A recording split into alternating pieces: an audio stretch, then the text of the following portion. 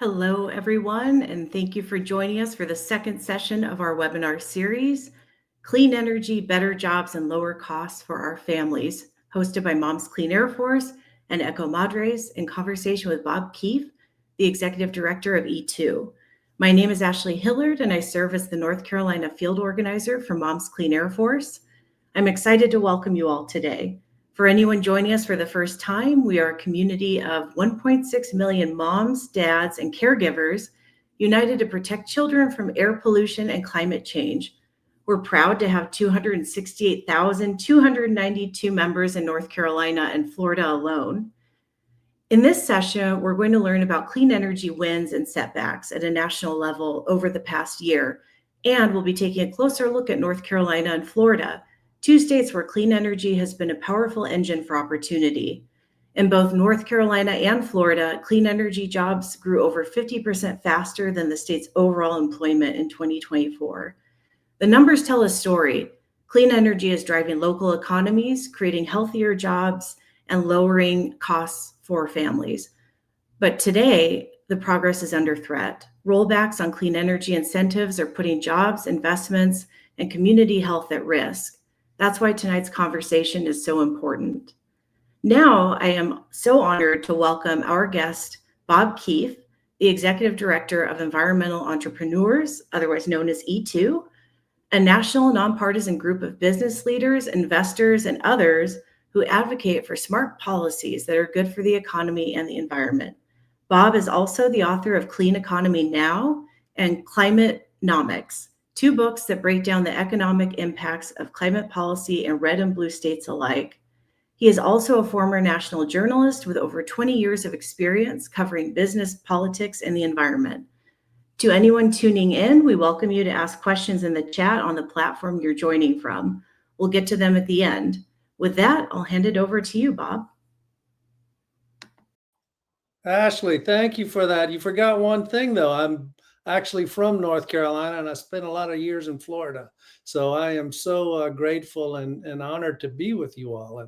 And thanks for the opportunity. So, yes, we're talking about clean energy and clean energy jobs tonight. And this is something that my organization, E2, has spent a lot of time on. As a matter of fact, for more than a decade now, we've been tracking clean energy jobs in America, the growth of clean energy jobs in America, and now have data down to the state, county, congressional district level. And we do this in a report every year that we call Clean Jobs America. Our latest report just came out a couple of weeks ago and got quite a bit of press attention, and frankly, for good reason, because of the growth of clean energy and the opportunities in clean energy, but also the risks that we're now seeing to a lot of really good paying jobs. So let's see if I can operate these slides here. What does clean energy jobs look like? First of all, this is from the report we just released. Right now, what we know is that there are more than 3.5 million Americans that work in clean energy related occupations. Now, you and I probably will first think of, okay, clean energy jobs, what's that? A solar installer, a wind turbine technician, what have you. But remember, this also includes energy efficiency jobs, the biggest sector in the clean economy, as a matter of fact. Folks that are maybe putting insulation in your attic, or making your windows better, or installing LED lighting systems and better HVAC systems in our offices, in our schools, and our government buildings.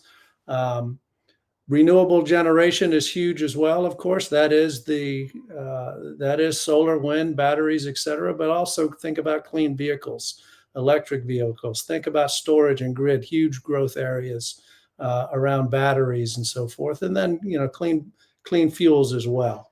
So how big is that? How big is that, Bob? 3.5 million jobs. That's more people, by the way, than work as real estate agents in America. It's more people than there are teachers in America, believe it or not. So this is a huge and important part of our economy, and a huge important part of the energy sector. Now, if you listen to some people in Washington these days, you'd think energy just means coal or gas or a few other things. Well, as a matter of fact, last year, more than 80% of all jobs created in the energy sector were in clean energy fields, solar, wind, batteries, et cetera. Uh, 3 times as many jobs were created in clean energy than were created. Excuse me, the growth rate of clean energy jobs last year was 3 times the growth rate of jobs generally in America. And today, clean energy jobs outnumber fossil fuel jobs by about 2.5, 3%. So again, this is a huge and growing industry. And it's an industry that is creating opportunities in places like Florida and North Carolina, which in case you didn't know it, there's not a lot of coal in North Carolina or Florida. There's not a lot of gas being drilled in North Carolina and Florida. So this is the energy economy in a lot of states like yours around the country. So what are the top states? Yes, it's still California, right? But look at that list over there. This isn't just for hippies on the West Coast anymore, folks. This is Texas, Florida, number 3 in the country for clean energy jobs total. North Carolina, thanks to a lot of solar and other industry growth in North Carolina, number 9 in the country. As a matter of fact, North Carolina, I believe, was number 4 in the country for solar installations in the past couple of years, according to SEIA. And you all know this better than I, what's happening in that state these days. So huge opportunity, huge markets in both Florida and North Carolina, but also in other red states and other states around the country. Let's take a closer look at North Carolina, because I know a lot of you are on from North Carolina. 113,000 total clean energy jobs as of the end of that last year, beginning of this year. And you can see where the growth is in some of these areas. Certainly energy efficiency, as I mentioned, is the biggest part of this. Again, think of construction workers making buildings better and more efficient. Energy Star appliance manufacturing, for instance, things like that. Siemens, I know, has a big operation in Charlotte that does a lot of energy efficiency work. But the growth, as you might expect, has been in a couple of areas. One of them is in clean vehicles, electric vehicles. That's producing the parts that go into EVs, including things like the batteries that are being built at Toyota's new factory in Liberty, North Carolina, in the Triad area, I believe. Also, another big area, again, is around storage and grid.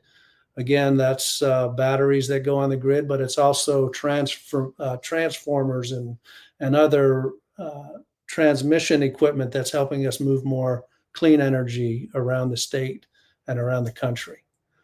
So that's where we are with clean energy jobs right now. And the good news is we were on track to create a heck of a lot more of these jobs.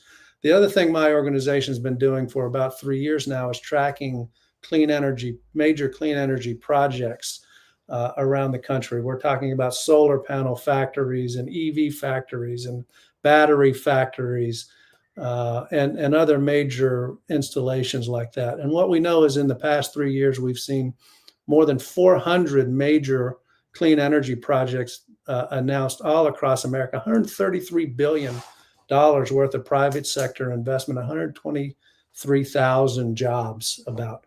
When is the last time that we've seen that kind of investment, that kind of growth in manufacturing in America? Not in my lifetime, at least, and I'm probably older than most people on this call. And you can see a lot of that has been in the Southeast. You can see the difference in the red and the blue. Red are Republican congressional districts. Blue is a Democratic congressional district. So the point is that there should be nothing that's partisan or political about any of this. It shouldn't be a political thing to create jobs, drive economic growth, bring new opportunities to our communities, and, by the way, produce some stuff that's going to make our air a little cleaner, our water a little cleaner, and our lives a little bit better. You can go deep on this stuff if you guys want to at that website that's mentioned there. But let's just look a little closer at North Carolina. In North Carolina, we've seen a number of clean energy projects. I can't even see the number there myself. Let me just go into that real quick. I'm sorry. Yeah, we've seen more than 30 major clean energy projects announced over the past few years. There's places like Boviet Solar down in Greenville where they're now making solar panel factories. It's projects like ChemPower in Durham that is producing electric vehicle charging stations now. It's projects like that big Toyota battery factory in Liberty. And I got to tell you, I grew up in North Carolina in the 80s and early 90s, and I can tell you that man, I never expected my home state to be such a leader in clean energy and clean energy jobs, but it is. Let's see. That's the good news. Bad news is all of these jobs, all of this growth is facing trouble. You probably heard of the big bill, the big, beautiful bill, according to some people, a big, ugly bill, according to others. That has put a lot of this growth at risk, and with it, put our air, put our water, put our health at risk. As you may know, on September 30th, the cost of electric vehicles just went up. Taxes on electric vehicles went up because the EV tax credits were rescinded. Later this year, at the end of this year, taxes will go up on solar and energy efficiency investments at the end of this year because of the big bill. And tax credits for manufacturing, what's helping drive all of this growth in manufacturing that we've been talking about, get phased out at the end of 2030. A little earlier for wind-related projects because turns out the president doesn't like wind. And on top of that, it's going to be harder to develop a lot of this stuff because of increased government red tape and regulations, specifically on clean energy that I'm sure you all have been hearing about. Now, if you like coal and gas, good news for you is that as part of the big bill, coal gets some new tax credits. It gets new leases on federal lands. The royalty rates that oil and gas companies have to pay the federal government is going to go down. And sorry if you like polar bears and wildlife, but we're going to be drilling in the Arctic apparently. So that's not good. North Carolina is not helping out much, to be honest. You probably have heard, if you live there, about SB 226, which rolls back interim climate targets, goals that the state was supposed to meet to improve both our health and invest in more clean energy. That's going to threaten a lot of those jobs. We've been 113,000 jobs that we've been talking about. It's also going to cause your electricity rates to go up. How much? So this is some data from the Clean Energy Buyers Alliance and a think tank called Energy Innovation that just based on the tax credits that are getting rolled back through the big bill, we can expect residential rates to go up about 7% nationally. For businesses, it's 10%. In North Carolina, it's 13.5%. Commercial prices are going to go up even more. At the same time, a lot of those projects that we've been talking about are getting canceled. As we've seen since January, there's been $22 billion in clean energy projects canceled just in the past, 10 months now. $7 billion worth of projects got canceled in June alone as Congress was passing that big bill, and businesses were getting the clear indication that, hey, maybe it's not a good idea to put our money in America. So they're taking it to other countries. 12,000 jobs that were in the works are probably not going to happen. And, unfortunately, that's just the beginning.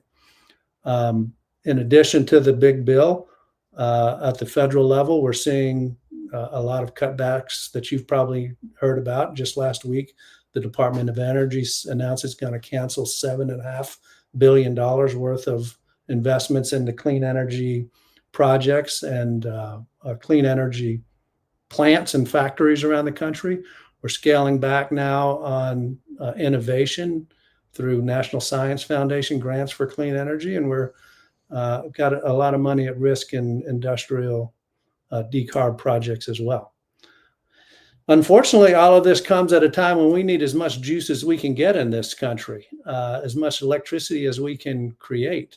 If you look at what AI and data centers and everything that you and I plug into a wall is doing, we're expected to see almost a 50% increase in electricity demand between now and 2040. Now, you would think if you want to meet electricity demand, you should build more electricity. And I have to agree with President Trump.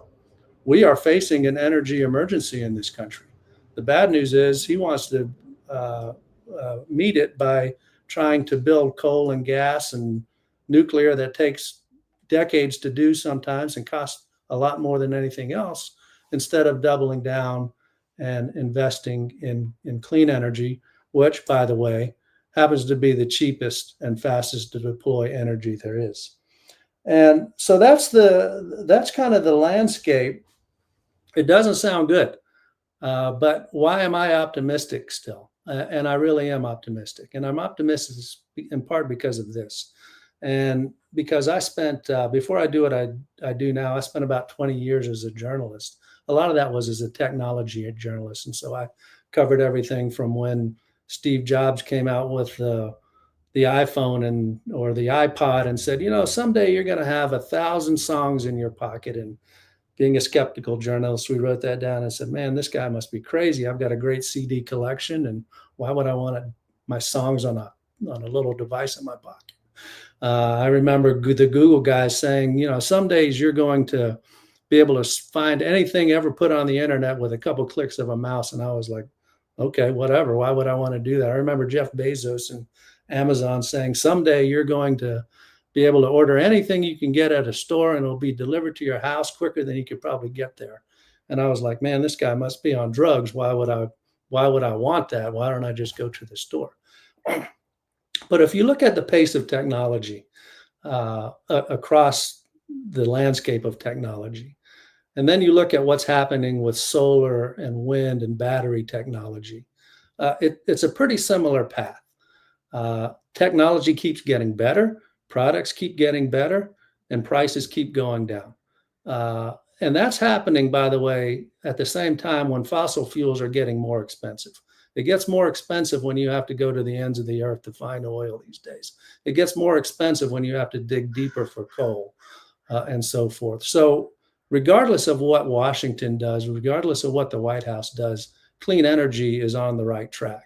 And that track got a little rougher, but it's still going in the right direction. In fact, if you look at what utilities are buying, what utilities are putting on the grid, last year, 93% of everything that was put on the grid last year was three sources, basically: wind, solar, and batteries. That's continuing this year. It'll continue next year. It'll get a little more expensive because the government's increasing taxes on that, but it'll still be the cheapest, quickest power to deploy when, remember what I said earlier, the demand of clean energy is going up and up and up. So those are two things that keep me optimistic. The other thing is what's happening around the rest of the world. Unfortunately, we should be in there. We should be leading. We were leading. We're going in the wrong direction. But remember, Washington is not America, and America is not the world. We're still passing great policies around the country. I happen to be in California, where we just passed a terrific suite of bills that will expand clean energy, that'll create a Western grid that's going to make electricity prices cheaper and help move renewables around the West a lot easier. In Illinois, we're pushing hard on a piece of legislation that would increase battery storage and improve the grid in the Midwest. That will be very helpful to expanding renewables. Colorado has similar things going on, and around the country, other things are happening as well at the state level. And when you look at what's happening internationally, that's good news too. As a matter of fact, the first half of this year, for the first time ever, the amount of electricity we produced from renewables beat everything. Coal was still leading, thanks to some particular countries around the world. But renewables have now surpassed coal, have surpassed gas, have surpassed nuclear as the primary source of electricity for the majority of the world. So that's good news, and that's going to help us get back on track in America as well. Finally, what makes me optimistic? You all. The message that Mom's Clean Air Force carries, the power of the voice that you all have, is just so important and so substantial. I work with business people. I take business people to Washington and our state houses to push for these policies. Their voices are important, but who the heck's going to go against their mom? So what you all do is so important, and I'm grateful and thankful for the work that you do, and it gives me optimism in a lot of people else also. So thank you, Ashley. I think this is where I turn it back over to you. And we can go from there. Fantastic. Thank you, Bob, for the presentation and sharing your connections to both North Carolina and Florida, as well as highlighting SB 266. So we'd like to get into a few questions before we open it up to the audience for Q&A. The first one is, as you just demonstrated in your presentation, E2's Clean Jobs America 2025 report shows that clean energy jobs have been growing, especially in states like North Carolina and Florida.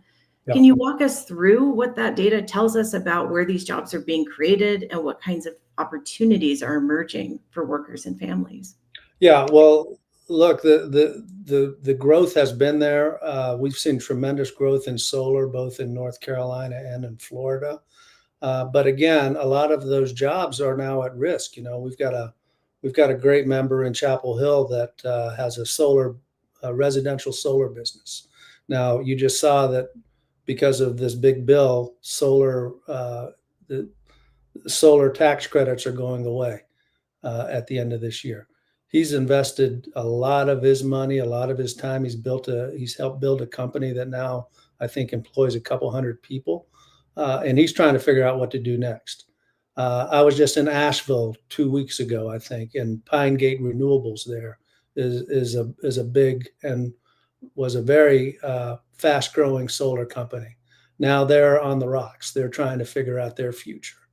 At the same time, you have people like we've got a great member in Raleigh that runs a clean energy investment group that invests in solar and wind and battery projects all over the country, including in North Carolina and in Florida as well.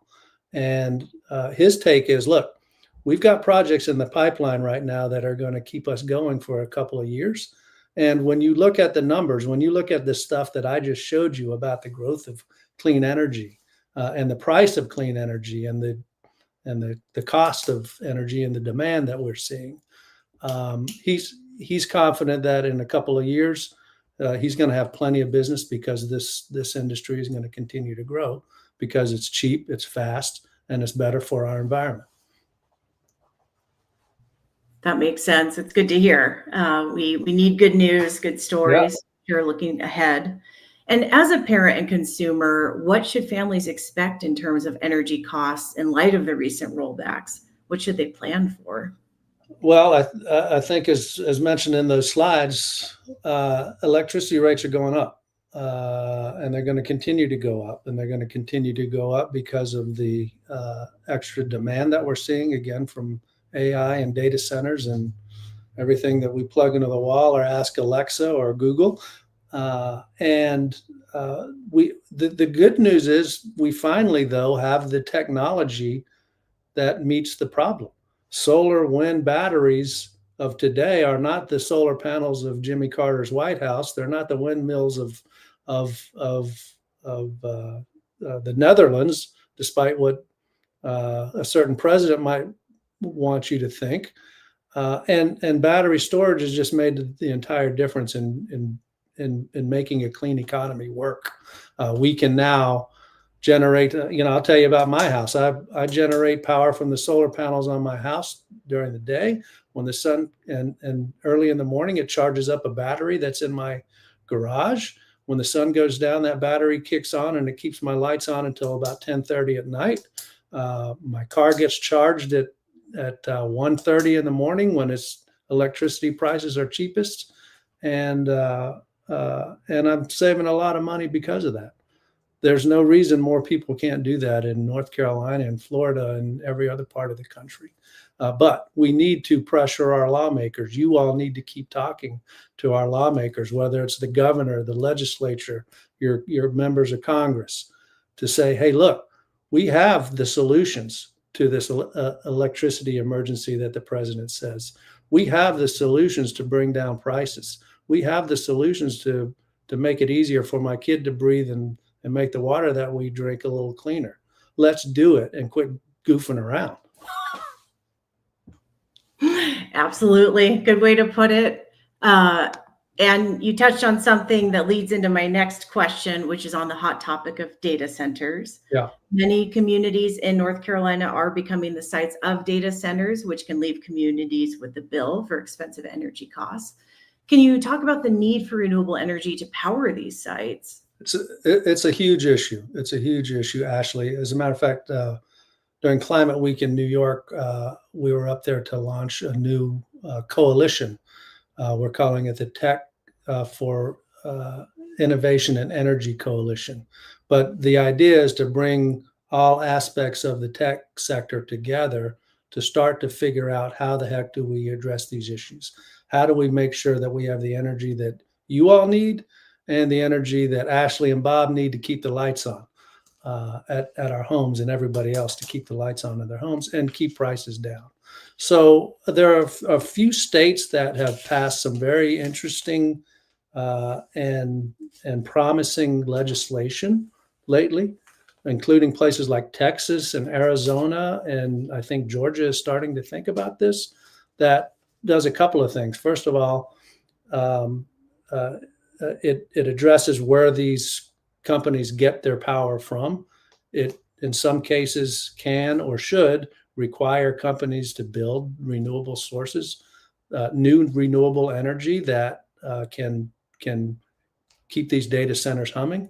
It also, there's legislation that would require these data centers to become more energy efficient. And there's also some legislation that's out there that would essentially require those data centers to switch off their power when demand is high and soaring, so it doesn't cause blackouts or cause prices to go through the roof. So there's some promising legislation that is out there. North Carolina, unfortunately, isn't on the cutting edge of that right now, but hopefully it will be in Florida as well. Hopefully, yes. To your point, especially with the rapid build out of AI, we're going to rely on clean energy heavily. We'll need it. And this is not just an environmental issue, it's an economic and health one as well. How can families, absolutely. How can families and community members frame this conversation in ways that resonate with everyday priorities like jobs, health, and savings? Yeah. Well, look, I'll tell you what I do. I like polar bears. I like butterflies, but I don't talk about polar bears and butterflies. I don't talk about climate change. I talk about jobs, economic growth, meeting our energy demand, meeting our energy needs, and keeping prices low. And that resonates with people. You know, again, as I mentioned in my presentation earlier, there's nothing partisan or political about creating jobs, driving economic growth, making sure that we have energy security, and, by the way, keeping our environment a little bit better. If we can frame things in that messaging, I think it will resonate with a lot of people that are in power now, both in Washington and in Raleigh and Tallahassee. Absolutely. And speaking of Tallahassee, one of our organizers is working in the Sunshine State of Florida. Can you give us, we're all over the place. Can you give us an idea of what clean energy landscape is there? You know, it was kind of a running joke for a long time that the Sunshine State couldn't figure out sunshine because Florida lagged behind a lot of the Southeast and a lot of the country for a very long time on solar, and it still does. It should be producing a lot more solar from those rooftops all over the Sunshine State than it does right now. Unfortunately, it doesn't have the types of policies in place there that would foster that. One of the reasons that North Carolina was one of the fastest growing solar states in the country was because it's the only state in the Southeast that has a renewable portfolio standard, a requirement, a law that utilities get a portion of its power from renewable sources. That drove a heck of a lot of growth in solar in North Carolina, and my organization E2 and probably yours as well worked hard on getting that passed. We need to make it bigger in North Carolina. There's no reason why we shouldn't be getting more of our energy from solar and other sources in North Carolina. But Florida has started to bring on more solar with better policies. It could bring on a lot more. But you also are starting to see some clean energy manufacturing move to that state. I think there's a big transformer equipment company in GE that's building a factory in Clearwater. There's a solar panel factory that is in the works, I think, in Jacksonville. So, again, it's just economics. These jobs are growing. These states want jobs. They want good paying jobs, and these are some of them. Yeah, it sounds like there's a lot to be hopeful for, a lot of positive news still, absolutely, in the space. We're not going backwards. It's just going to get a little harder to go forward. Yes, exactly. Yeah. And with that, can you give us a sense of how you're feeling? It sounds like you're hopeful. Are you hopeful? I am. As mentioned, I was just at Climate Week in New York, and that's kind of a bubble mentality because everybody there cares about the climate.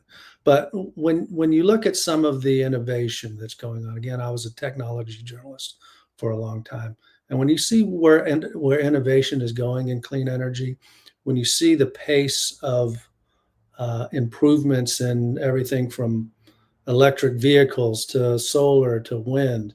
I mean, look, 10 years ago, we wouldn't even been talking about electric vehicles. Where I sit in California, the state just passed 30% of all vehicles sold in the past 6 months have been electric vehicles. And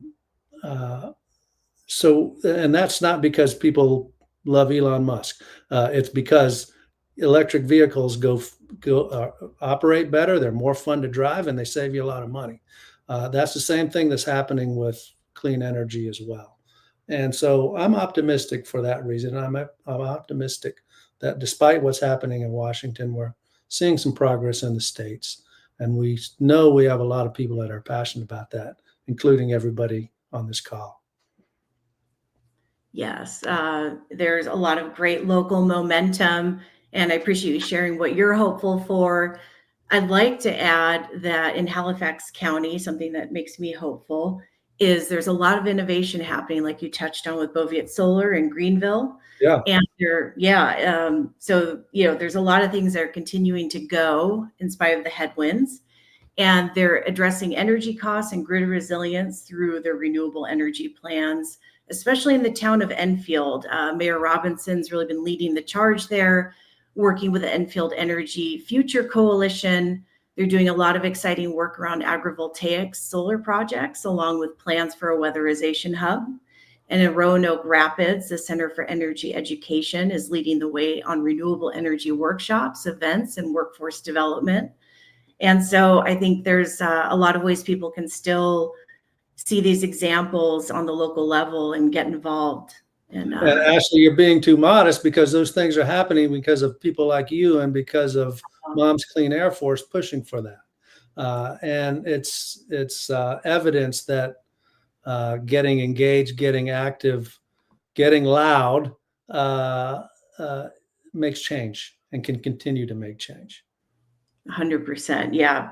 I'm a small part of a great team, so really excited about the work that's going on there and across the state.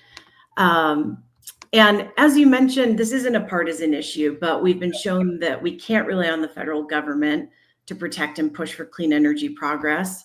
So as we're talking about, what can people do at the local and state levels? Keep pushing, keep talking, keep shouting. as a friend of mine says, we're in some pretty tough times right now, and let's not deny that. And when it comes to clean energy and climate, we're in some really tough times. It's going to take a long time to recover from what's already just happened in the past year. But as a friend of mine likes to say, this too will pass. This will pass. It might pass like a gallstone, might pass like a kidney stone, but it will pass. And I think it's important that, just like with a gallstone or a kidney stone, you might have to shout and scream a little bit. But to get through this, if you do that, you will continue to push people in the right direction. You'll continue to show your lawmakers that this is what we want. This is what we need. This is what makes sense. This isn't about politics. This isn't about, polar bears. This is about jobs. It's about energy supply. It's about energy prices, and it's about a better future. And so, again, what I say is keep shouting. We will keep shouting, and thanks for your inspiring work and messaging. It's really, really great to hear how we can move things forward and keep the momentum going. And we're getting a lot of great comments and feedback coming in from various platforms where people are tuning in. So I'm going to jump to some questions from the listeners. So can you tell us, does anyone understand how Duke Energy pays for solar panel owners for their electricity and how that's different from other states? This person understands it's going down so much that it's hardly worth it. Does one need to have battery storage at their home to make it worthwhile? So is that something you can speak to? Yeah, you're talking to the wrong guy about Duke Power. I'm sorry, I'm not that deep in the weeds in North Carolina. So I don't think I can answer that. Maybe you have an idea about that. No, that's fine. I mean, I think, giving feedback to the utility commission, to your representatives, to the governor's office, just continuing the messaging that you want to see renewable energy and not gas plants could be effective. But my humble opinion. But and look, don't forget that again. It's a lot. You can build enough solar more quickly and more cheaply than you can build a gas plant. And people talk about, okay, well, why don't we just get more gas out there? Why don't we get more nuclear out there? Okay, fine. Let's think about a gas powered plant. First of all, it's going to take you about 7 years to get a gas turbine right now to even build something like that because of a shortage and a backlog. Basically, people just haven't been building that stuff. So it's going to take you about 5 to 7 years to even get a turbine to power a gas plant. Well, you can build a lot of solar in 5 to 7 years and address these needs now. And by the way, once you get that gas plant going, remember, you got to buy the fuel to keep it running. What's going to happen in Ukraine? What's going to happen with natural gas prices? What's going to happen down the road? Gas prices are incredibly volatile. And so you're always going to be strapped to that. Great point. There's global influences that make it all the more unpredictable, but also predictable in some sense. Right. Another question came in. How can we stop the federal government from shutting down new wind and solar projects? Man, I'm open to ideas. Let me have them. We're working on that. Look, the mere idea that companies can invest in projects in America based on what the government told them they were doing. That's what drives that investment. And then we have a federal government right now, or let's be clear about it, an administration that is pulling the rug out from underneath businesses after they've already invested. You probably know about this, but there was a offshore wind project, Revolution Wind, in the Northeast, 80% complete. All of a sudden, the federal government says, or the administration says, nope, you got to stop that project. Doesn't give any reason why. We all know it's because the president doesn't necessarily like wind turbines. But that's stranding, billions of dollars in investment and putting hundreds of jobs at risk. How did they get around it? They sued the government and they won. and they force them to. So it's unfortunate, but when you have an administration that's trying to do things or to stop things that are legally questionable, you have to take them to court. That takes time. It takes effort, unfortunately, but that's what's working now. What we really need to do is have Congress step in and do their jobs. And that's where, Mom's Clean Air Force and others can make a difference, talking to your lawmakers and telling them to do what they're supposed to do. That's a fantastic segue to another question that came in. Are there lawmakers who are stepping up to defend clean energy? And how can we prepare to go full force if, hopefully, the next administration is less favorable to fossil fuels? Well, you had one right there in North Carolina, Senator Tillis, a Republican from North Carolina, who was the only Republican, I believe, that voted against the big bill in the Senate. And it's because of his history and what he knows happens on the ground in places like North Carolina. Senator Tillis, I believe, was one of the architects of the state's renewable portfolio standard back when he was in the legislature. He's seen the growth in clean energy. He's seen the prices come down for energy. He's seen the economic benefits of moving to clean energy. And so he was he was the only senator that voted against it, only Republican senator that voted against it. And then he quit. So, that's partly a consequence, I guess. But this shouldn't be, as I mentioned, about Republican or Democrat. We need to get folks refocused on what really matters, which is the price that you and I pay for electricity, the jobs that we want to have or want our kids to have, and the competitiveness of America on the global market, which right now is dominated by China and a few other countries when it comes to clean energy, whether it's solar and batteries or wind or electric vehicles, but that we were finally starting to get in the game on. We can't go backward. Absolutely. And to your point, doesn't have to be nonpartisan. As we say, we are mom partisan. There you go. All are welcome in the renewable energy future. The only people that make this political are politicians, unfortunately, and people who want to make it political or partisan. We need to dismiss that. We need to change the narrative and show that this is not about politics. It's about having enough energy, having better products, and building a better economy and a better world, really. Who doesn't want that? Who doesn't want that? That's what I'm saying. Absolutely. Well, thank you so much for your time, Bob, for joining us and sharing your insights. It's clear that clean energy is an economic issue as much as it is a health and environmental one. It's so helpful to understand how much growth and potential there is in cleaner energy that we should be fighting for. And as we close tonight, we'll pop up a QR code for you to take action locally. And no matter where you're tuning in from, you can sign our petition calling on your governor to take the lead on climate action and protect clean energy progress in your state. Thank you so much. Thank you, Ashley. Thanks, everybody.